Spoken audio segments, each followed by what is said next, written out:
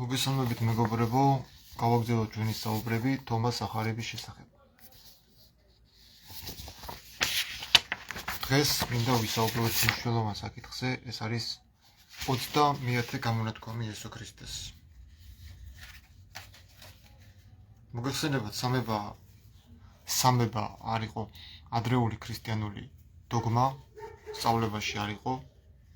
ეს შემოვიდა უკვე ნიკეის კრებაზე, როგორც დოგმა. საეკლესიო დოგმა დამტკიცდა ნიკეის კრებაზე. აი, მოდი დავიწყოთ. წავიკითხოთ თომას ახარები. იესომ თქვა, სადაც სამი ღმერთია, ისინი ღმერთში არიან, სადაც ორი ან ერთია, მე მათთან ვარ. ეს არის კოპტური ვარიანტი და ეხლა წავიკითხოთ ბერძნული. არსებობს ორი ვერსია, ერთი კოპტური, მეორე ბერძნული. ბერძნულ ვერსიაში წერია ამბობს იესო, სადაც იყოს სამი ღმერთი, არიან ღმერთები და სადაც ერთი არის მხოლოდ მასთან, მე ვარ მასთან.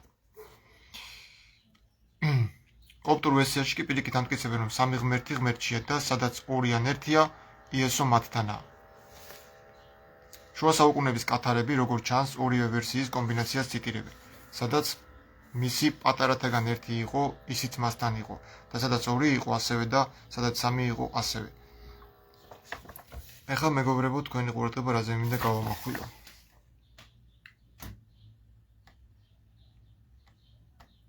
თუ იმ სამს დაარქვეს ერთი, მამაზე და სულიწმინდას დაარქვეს ერთი, ანუ მამა არაა ძის გარეშე ერთი? მით უმეტეს მამის გარეშე ვერ იქნება სამება. თუ ცალკე მამა არაა ძის გარეშე ერთი ღმერთი, მით უმეტეს მამის გარეშე ვერ იქნება სამება. და თუ მამა ცალკე არაა სამება, მაშინ არც ის სამება არ არის სამება როგორც ერთი. რადგან თუ ვაღიარებთ, რომ სამს ერთი ვუწოდეთ, ამ ერთს, ანუ მამას, სამი რატო აღარ უნდა უწოდოთ? ლოგიკური კითხვა ჩდება. თუ მამა არ არის სამება, მაშინ სამებაში სამივე მამა გამოყვავს, სამივე უშობელი, სამივე წარმოშობილი არავისგან. მით უმეტეს თუ წყარო მამაა, მაშინ ამ სამიდან რომელია უდიდესი მათ შორის? და თუ სამივე ერთია, მაშინ ის ერთი ვინაა ამ სამის გარეშე? სამება არაა სამი ღმერთი, მაგრამ ვინაა თავად სამება ამ ერთის გარეშე? და ვინაა ის ერთი, რომელსაც სამება დაარქვი? ყველა კითხვას ჩაუღმავდით მეგობრებო, იმიტომ რომ ძალიან სიღრმისეული და გააზრებული კითხვები არის. სამებას ხომ ერთი დაარქვეს. ხო და ვინაა სამება თუ ის არც მამაა, არც ძეა და არც სულიწმინდაა. ცალკე. როგორ შეიძლება ღმერთი ერთდროულად იყოს მამაც და შვილიც და ამავდროულად იარსებოს სამპიროვნებაში? ის ან მამა უნდა იყოს, ან ძე, ან სულიწმინდა. ერთდროულად ის იყოს მამაც, ძეც და სულიწმინდაც, ეს თავად არღვევს სამების დოქტრინას. ან მამა ხარ, ან ძე, ძეში მამა არ გავხდებით. მამაში ძეობა გეძლევა, მაგრამ არა თავად მამობა. მაშინ მისი ძე როგორ ხარ? თუ კი ქრისტეში მამაც შენ ხარ, მაშინ მამა წყარო როგორღაა ძეობის?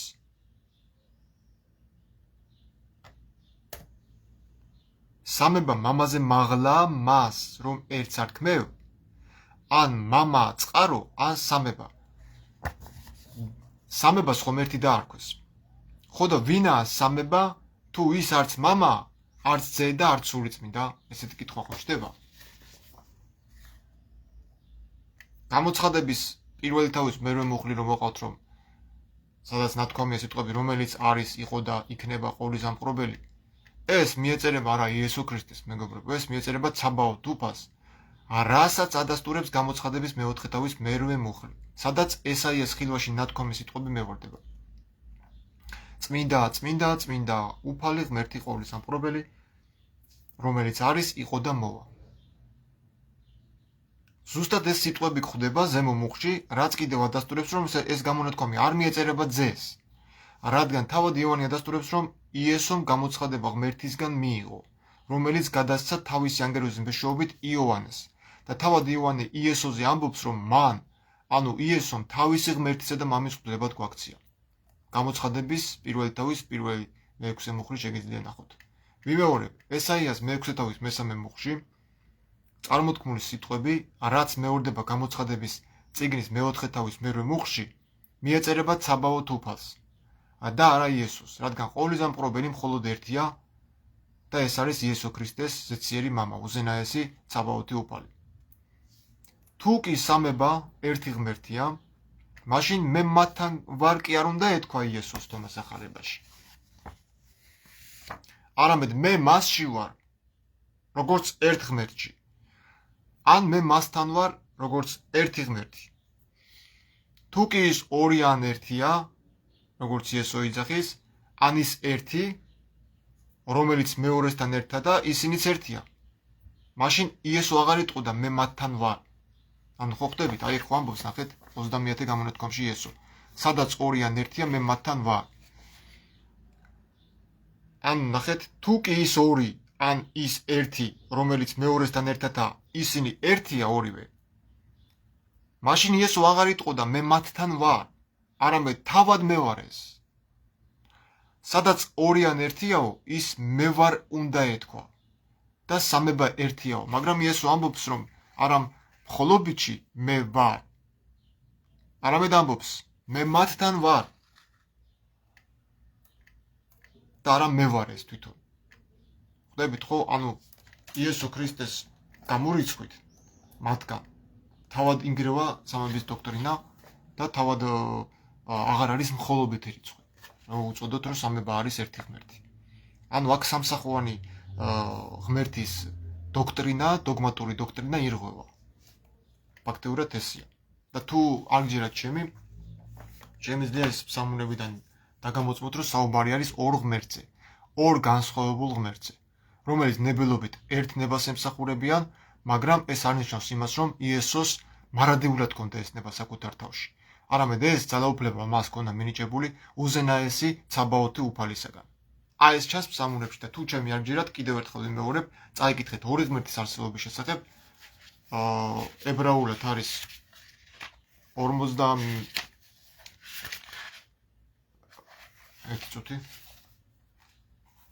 45 ფსალმუნის მე-6 მე-7 მუხლი, 45 ფსალმუნი ებრაულში და ქართულში არის 44 ფსალმუნის მე-7 მე-6 მე-7 მუხლი. ტახტი შენი ღმერთო, უკუნითი უკუნისამდეა, სიმართლის კვერთხია, კვერთხი შენი მეუფებისა. შენ შეიყვარეს სიმართლე და შეიძულე ბოროტება, ამიტომ გცხო ღმერთმა, შენმა ღმერთმა სიხარულის ზეთი ყველა შენს მეგობრებზე მეტად. აქაც ორ ღმერთი, ანუ ერთი რომელიც ცხებს და მეორე ის ვინც მისგან იცხო. წავიკითხოთ ებრაულად. აი ეს არის ებრაული ფსალმუნები, რუსეთიდან ჩამოვატანინე.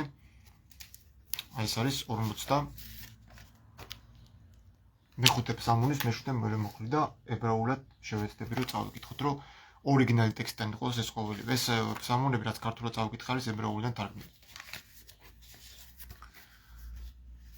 ებრაულად ჟღერს ასე, მეგობრებო, 45 ფსალმუნის მე-6 მე-7 მუხლი.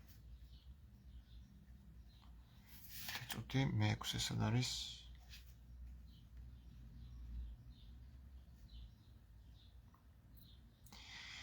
Kisachá Elohim Olam Vaed Shevet Mishor Shevet Malchutecha Ahavta Tzedek Vatisna Resha Alken Meshachacha Elohim Elohecha Shemen Sason Mevacherecha. აი ეს არის მეგობრებო ებრაულად ეს ფსალმუნი. არის კიდე მეორე ფსალმუნი, რომელიც ამტკიცებს ზუსტად ამ ვერსიას, რომ ორი ღმერთის არსებობის შესახებ, რომ ეს არ არის ერთი და იგივე, არის ის, ვინც არის ერთი უზენაესი და მეორე ის, ვინც უზენაესისგან იცხებს. და არის ძალთა უფალი, ლაშქართა უფალი და მეორე არის ცხებული, ანუ ქრისტოსი არის ზეცაში მყოფი უკვე ცხებული, რომელიც იღებს ძალთა უფლისგან ძალას. ეს არის, ეხლა ვიკეთყვით, ებრაულში არის 62 ფსალმუნის 22 მუხლი, ასევე ეთიოპურ ბიბლიაშიც არის 62 ფსალმუნის 22 მუხლი, ზუსტად იგივე სიტყვები არის. ასევე განახებთ ეხლა თქვენ რუსული ფსალმუნები მაქვს ჩამოტანილი ძველმართლმადიდებლური ტაძრიდან და იქაც იგივე წერია და ეხლა მე შევეცდები თქვენ წავიკითხოთ. ჯერ წავიკითხავ ებრაულად. მაგ საუბარია ორ ღმერთზე. 62 ფსალმუნის 22 მუხლი. ქართულში თქვენთან არის 67 მუხლის 62 ფსალმუნის 29 მუხლია თქვენთან.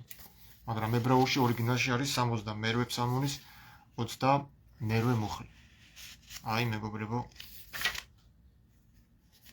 აი ეს არის ეს ფსალმუნი.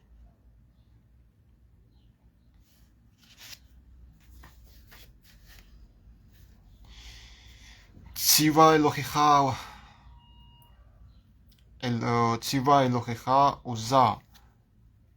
უზეხა ელოჰიმ ზუ ფაღალთა ლანუ. აი სიტყვით ესე მეორდება აი აქ 62 ფსალმუნის 22 მუხლში. ხა ეს ქართულად როგორ არის? 62 ფსალმუნის 22 მუხლი. ეს ჩვენ გამოვეცით ებრაული ფსალმუნებიდან თარგმნილი ქართულ ენაზე. აი ეს ფსალმუნები, დავითის ფსალმუნები.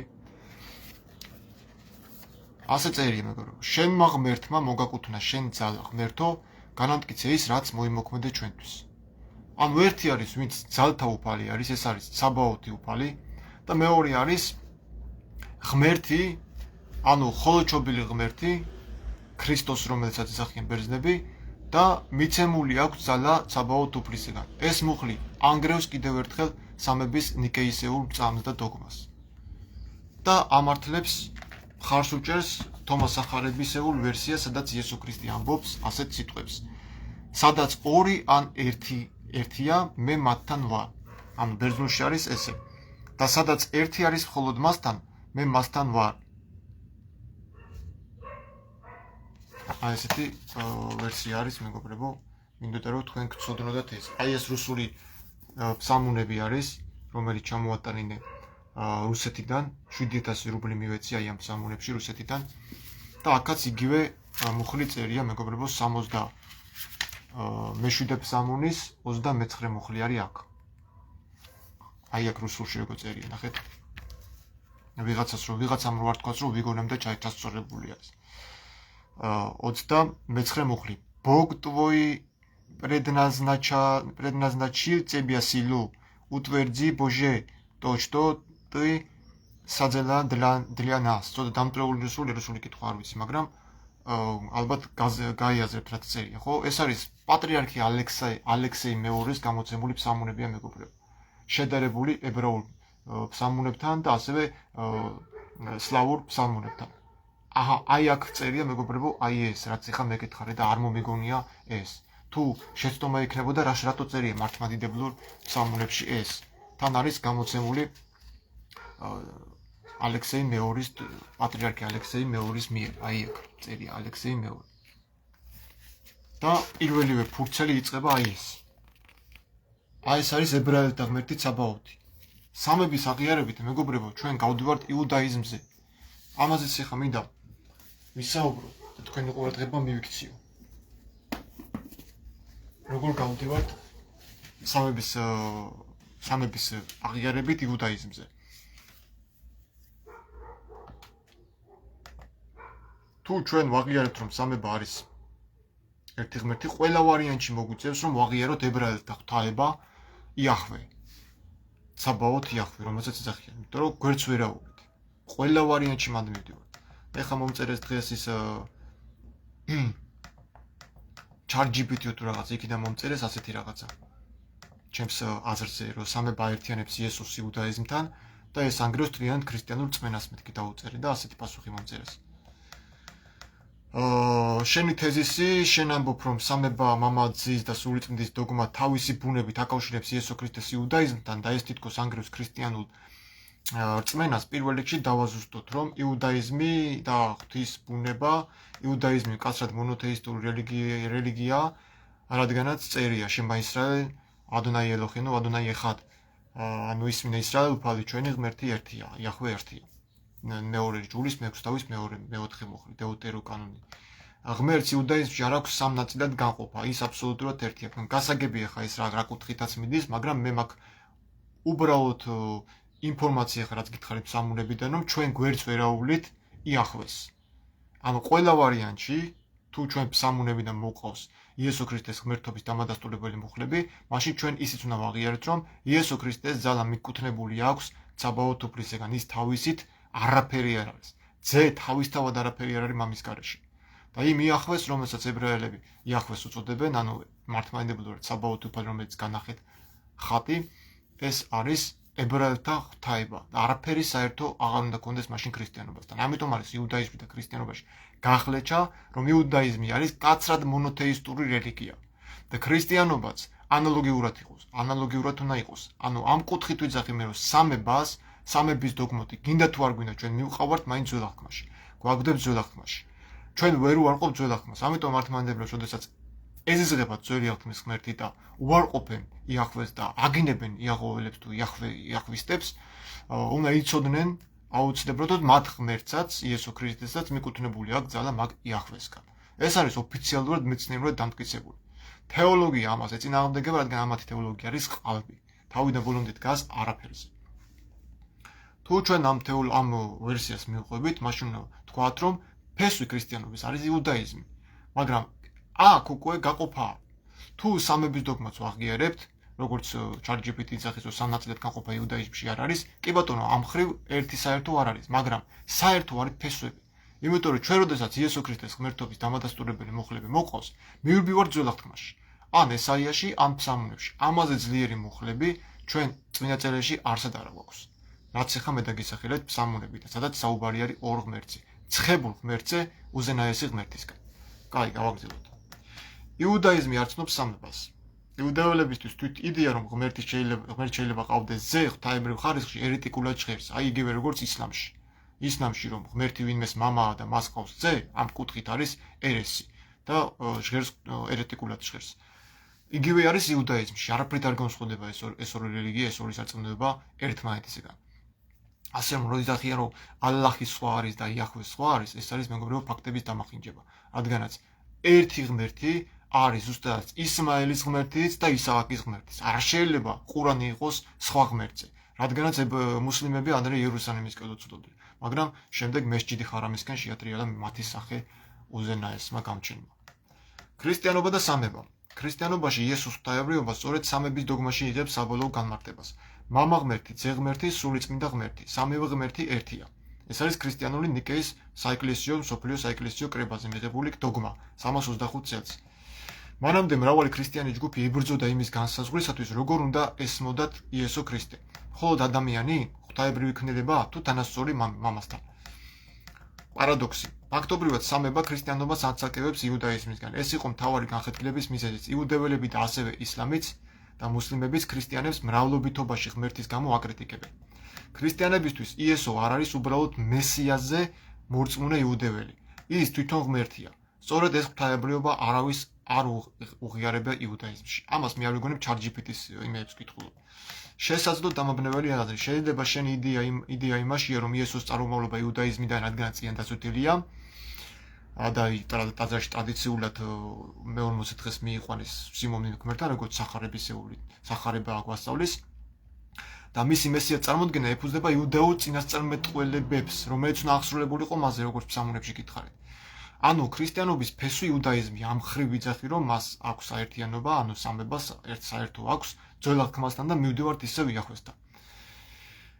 ქრისტიანობის ფესვი იუდაიზმი და თუ იუდაიზმი არ ცნობს იესო ქრისტეს ღმერთად, დააკვირდით, იუდაიზმი და ისლამი თუ იესო ქრისტეს არ აცნობს ღმერთად,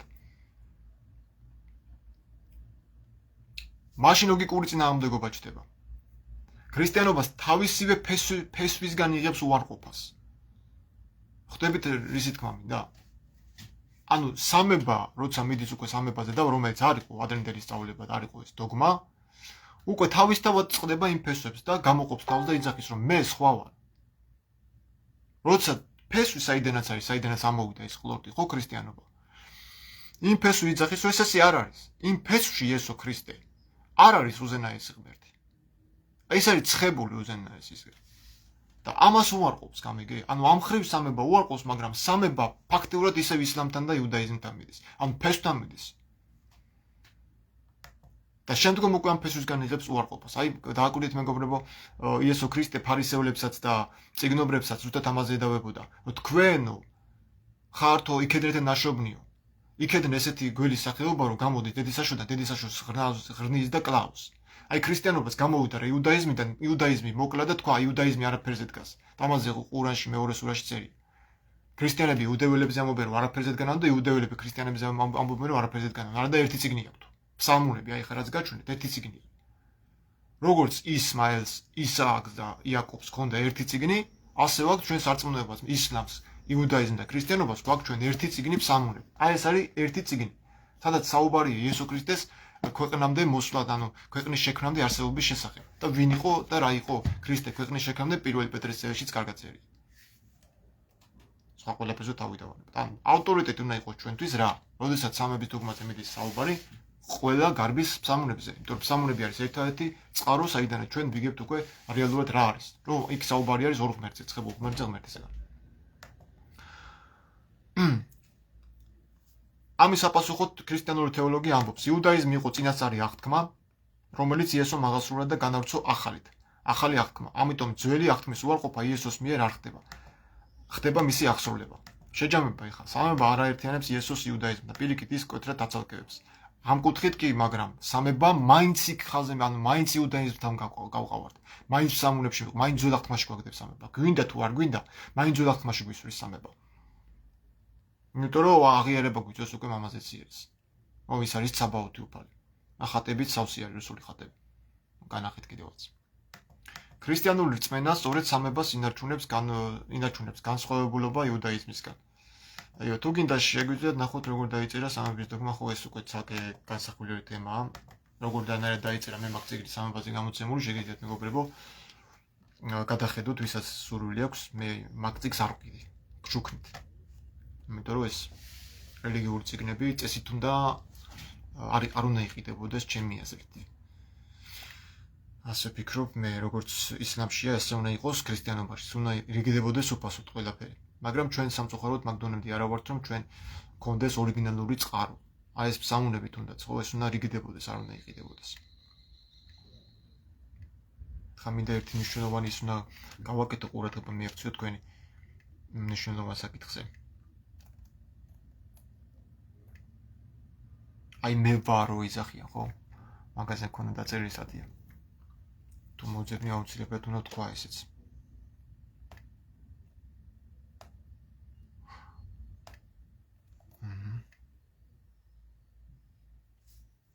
მოძებნი ერთ დამელოდეთ მეგობრებო.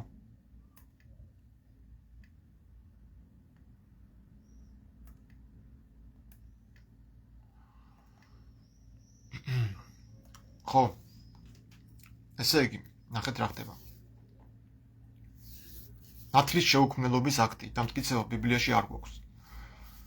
მაშინ ნათლის შექმნის თეორია აბსურდული თუ კი იყო, მაშინ ის არაღა იყო.